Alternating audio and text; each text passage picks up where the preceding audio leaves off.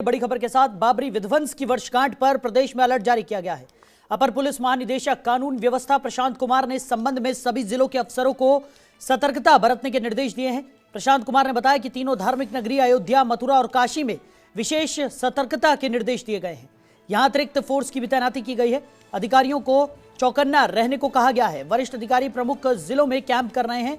इसके अलावा अन्य स्थानों की सुरक्षा व्यवस्था के लिए 150 कंपनी पीएसी और 6 कंपनी केंद्रीय अर्धसैनिक बलों को लगाया गया है।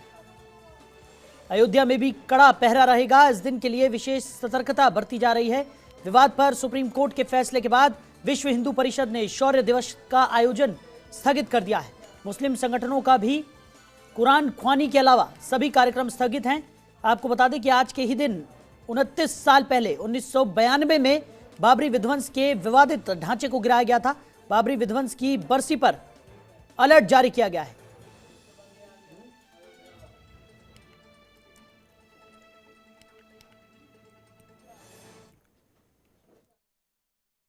छह दिसंबर बाबरी विध्वंस की बरसी पर अयोध्या में सुरक्षा के कड़े इंतजाम किए गए हैं। अयोध्या में जगह जगह पे बैरिकेड्स लगे हैं और कोई भी आने जाने व्यक्ति को अपना आई कार्ड दिखाना पड़ेगा, उसके बाद ही जाने की अनुमति दी जा रही है। तो अयोध्या में लगातार सुरक्षा को लेकर व्यापक इंतजाम किए गए हैं। पीएससी के जवान तैनात किए गए हैं, सिविल पुलिस तैनात किया गया है, सीआरपीएफ के जवान तैनात हैं और जो भी धार्मिक स्थल है वहां पे विशेष सुरक्षा बढ़ा दी गई है और श्री राम जन्मभूमि परिसर के आसपास विशेष सुरक्षा बढ़ाई गई है। वहां पे पैरामिलिट्री फोर्स लगाई गई है। उसके बाद जितने भी प्रमुख जो चौराहे हैं वहां पे ये बैरिकेड्स लगाकर तमाम जो लोग आ रहे हैं उनको आई कार्ड दिखाकर ही आने जाने की अनुमति दी जा रही है। तो कहीं ना कहीं सुरक्षा को लेकर कोई चूक न हो, उसको लेकर प्रशासन ने अपनी तरफ से व्यापक रूप से प्रबंध किए हैं और साफ है कि सुप्रीम कोर्ट का फैसला आने के बाद दोनों पक्षों ने उस फैसले को स्वीकार किया। उसके बाद किसी भी तरीके का भेदभाव नहीं रहा, लेकिन जिला प्रशासन ने अपनी तरफ से साफ किया है कि कोई भी ऐसी नई परंपरा न शुरू हो जो कहीं न कहीं जो अशांति फैलाए। उसको लेकर जो व्यापक इंतजाम है वो कर दिए गए हैं और साफ है कि अयोध्या में सुरक्षा को देखते हुए लोग भी कम निकल रहे हैं, लेकिन जो भी लोग निकल रहे हैं उनको अपना आई कार्ड दिखाना पड़ रहा है। हालांकि बाहर से आने वाले श्रद्धालुओं पर रोक नहीं है, लेकिन उनके सामान की तलाशी के बाद ही उनको अंदर आने दिया जा रहा है। कैमरामैन शैलेश के साथ अवनीश कुमार, जनता टीवी, अयोध्या। एक वक्त था जब 6 दिसंबर को बूटों की धमक और सायरन की गूंज से अयोध्या में अक्सर अनहोनी की आशंका जताई जाती रही है, लेकिन सुप्रीम कोर्ट का फैसला आने के बाद दोनों पक्षों ने सुप्रीम कोर्ट के फैसले को स्वीकार किया और अयोध्या एक बार फिर से विकास की राह पे चल पड़ा है।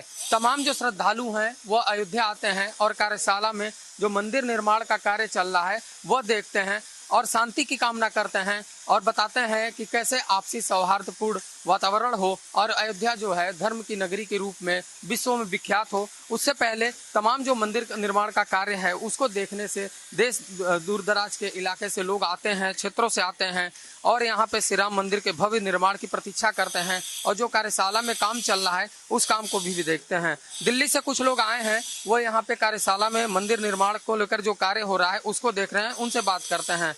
आप लोग दिल्ली से आई हैं, किस तरीके की उम्मीद है मंदिर निर्माण को लेकर? अब हमें पूरी तरह से उम्मीद है कि जो बरसों से काम अटका हुआ था वो अब पूरे होने पर खुशी जताई जा रही है। हमें बहुत खुशी हो रही है कि वो पूरा होगा। हमारा निर्माण अधूरा जो सपना था वो आज हमारे को में पूरा साकार होते हुए नजर आ रहा है। आपको लगता है कि 6 दिसंबर में पहले हमेशा अनहोनी की आशंका होती थी, तमाम जो पैरामिलिट्री फोर्स है वो तैनात होता था, एक कहीं ना कहीं लोगों के मन में शंका होती थी, लेकिन सुप्रीम कोर्ट का फैसला आने के बाद दोनों पक्षों ने इसको स्वीकार किया और अयोध्या नए रास्ते की ओर निकल पड़ा है? हाँ जी, बिल्कुल ये सही है कि बहुत अड़चनें आई थी इस काम में, लेकिन जैसे ही सुप्रीम कोर्ट का फैसला आया सबने उसका जोर शोर से स्वागत किया। हम इसके लिए उनको धन्यवाद करते हैं, मोदी जी का भी धन्यवाद करते हैं। हमारे साथ कुछ और लोग भी हैं। आज आप अयोध्या में आए, कितनी मन में उम्मीदें हैं?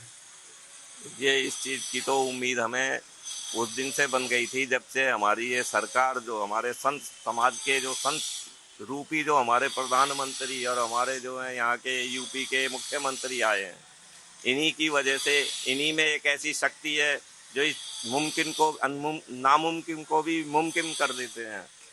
बाकी अब सबको ये पूरे एक सनातन के लिए जो है बहुत ही बड़ा जो है वो खुशी का एक वो अवसर है जो आज 30वीं वर्षगांठ पे इसकी मंदिर के जो बाबरी मस्जिद के विध्वंस की 30वीं वर्षगांठ है आज, तो उसके उपलक्ष्य में हम देखने ये आए थे आज यहाँ पे। जिन्होंने इसके लिए अपना खून बहाया, बलिदान दिया है, वो हमारे वक्ष स्थल पर सदा हमेशा के लिए अंकित रहेंगे। उनके शौर्य की गाथाएं जो है। 6 दिसंबर को अक्सर लोग अयोध्या आने से बचते थे, लेकिन आप लोग दिल्ली से 6 दिसंबर को अयोध्या आए, कितना बदलाव देखने को मिल रहा है? आज का यहाँ का माहौल देख के कुछ ऐसा नहीं लगता कि यहाँ पे कभी इतना विध्वंस हुआ होगा या इतना डरावनापन हुआ होगा। आज यहाँ का माहौल बहुत सौहार्दपूर्ण है, कहीं कोई ऐसा वो नहीं लगता। सुचारू रूप से कार्य भी प्रगति पे है और हर जगह यहाँ पे हमने देखा कि किसी भी मंदिर में जाइए, कहीं भी आना जाना है, हर आदमी, आम आदमी भी यहाँ की हर तरह से मदद करता है। तो कुल मिलाकर साफ है कि आज 6 दिसंबर है और 6 दिसंबर के दिन भी लोगों के मन में किसी प्रकार की शंका नहीं है, आशंका नहीं है, क्योंकि सुप्रीम कोर्ट के फैसले को दोनों पक्षों ने स्वीकार किया है और साफ है कि मंदिर निर्माण का इंतजार है लोगों को। वहीं कहीं न कहीं अयोध्या के विकास का भी इंतजार है। जिस तरीके से मुख्यमंत्री योगी आदित्यनाथ ने अयोध्या के विकास का खाका खींचा है और उस पर अयोध्या चला गया है और नए आयाम सामने पेश कर रहा है। तो खबर पर ज्यादा जानकारी के साथ हमारे सहयोगी अवनीश कुमार कार्य सेवकपुरम से हमारे साथ जुड़ गए हैं। अवनीश, क्या कुछ स्थिति वहां पर देखने को मिल रही है, क्या कुछ इंतजामात किए गए हैं?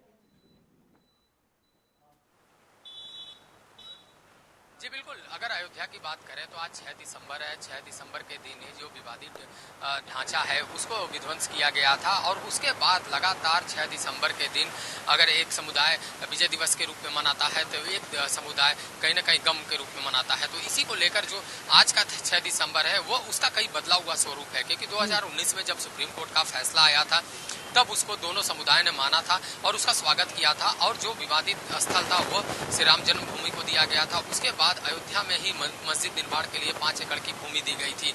लेकिन उसके बाद जिस तरीके से लगातार लोगों के मन में जो आपसी भाईचारा पनपा है वो उसकी मिसाल एक दी जा सकती है, क्योंकि लगातार जिस तरीके से अयोध्या हमेशा विवादों में रहा है, यहाँ पे जो पुलिस के साए में रहा है, पुलिस छावनी में तब्दील हो जाता था, वही अयोध्या आज बदला हुआ है। लेकिन उससे पहले आपको दिखाते हैं कि यहाँ पे जैसे सुरक्षा व्यवस्था तो कड़ी कर दी गई, तमाम जो सुरक्षा के जवान हैं वो तैनात है, लेकिन श्रद्धालुओं के आने का सिलसिला कम नहीं है। जो बाहरी श्रद्धालु हैं वो लगातार आ रहे हैं और यहाँ पे श्री राम जन्मभूमि मंदिर निर्माण कार्यशाला में जा रहे हैं। वहाँ पे जो कार्य हो रहा है उसको देख रहे हैं, राम मंदिर के जयकारे लगा रहे हैं। उस जयकारे के साथ ही सरयू नदी में स्नान करने भी जाते हैं और स्नान करने के साथ ही कहीं न कहीं एक जो मन में आस्था है उस आस्था को बाहर निकालते हैं और श्री राम के जयकारे के लगाने के साथ ही अयोध्या के विकास की उम्मीद करते हैं और खुद सरकार से ये अपील करते हैं कि किसी भी तरीके से अयोध्या का विकास होना चाहिए। अयोध्या ने जो पिछड़ापन देखा है, अयोध्या ने जो दिन देखे थे वो दिन दोबारा न दोहराया जा सके और नया विवाद किसी प्रकार का उत्पन्न न हो पाए,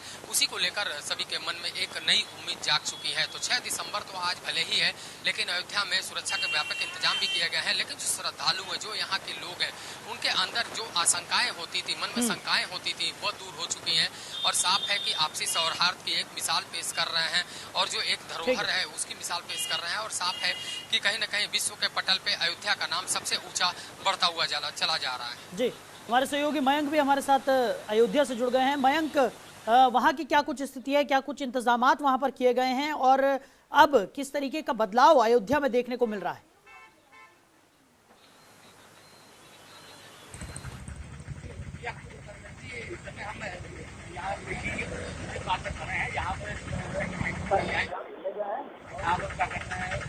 इंतजाम किए गए हैं और आने जाने वालों की सब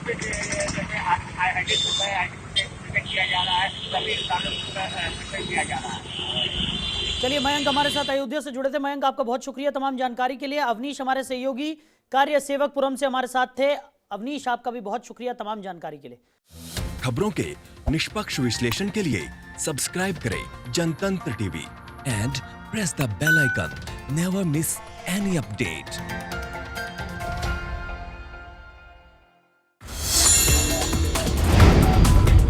Download the Janatantra TV app, available on Google Play and App Store. Download it now.